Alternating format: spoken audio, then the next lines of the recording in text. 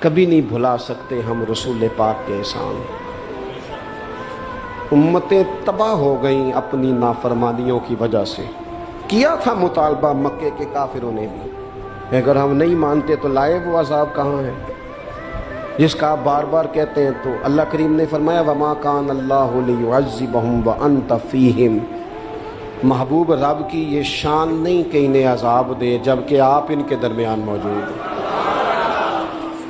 اوہ، جس غضب کو لوگ آواز دیتے ہیں نا، وہ غضب خدا، وہ اگر حضور کی وجہ سے رکا ہوا ہے تو اس سے بڑا احسان اور کہاں ہوگا۔ اور یاد رکھنا، یہ جو دلوں میں پیار ہے، یہ الفت ہے، یہ جو عقیدت ہے، یہ جو باپ اور ماں کے سامنے نظر جھکتی ہے، یہ جو بیٹی پیاری لگتی ہے، یہ رشتوں میں حسن ہے، یہ جو میری طرح کے لوگ جن کی کوئی ذاتی حیثیت نہیں، کوئی اوقات نہیں، جنہیں اتنا زیادہ نواز دیا گیا ہے، تو یہ صرف اور صرف احسان ہے مدینے والے رسول کا صلی اللہ تعالی۔ یہ حضور کے جو ہم پر احسانات ہیں نا، یہ کبھی گنے نہیں جا سکتے۔ ساری دنیا قبر تک چھوڑ کے واپس آ جاتی ہے،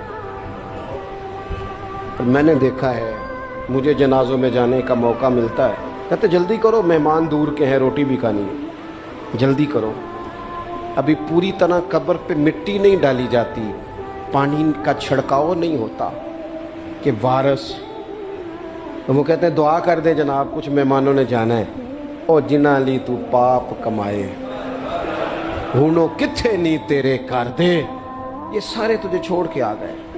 کچھ عرصہ تھوڑا بہت یاد رکھتے ہیں، وہ بھی اپنی ضروریات کے لیے، کوئی تقریب آئی تو کسی وقت کھل کے یاد کر لیا، ورنہ باتوں میں، کہانیوں میں، داستانوں میں سارے تیرے ساتھی ہیں قبر کی دیوار تک۔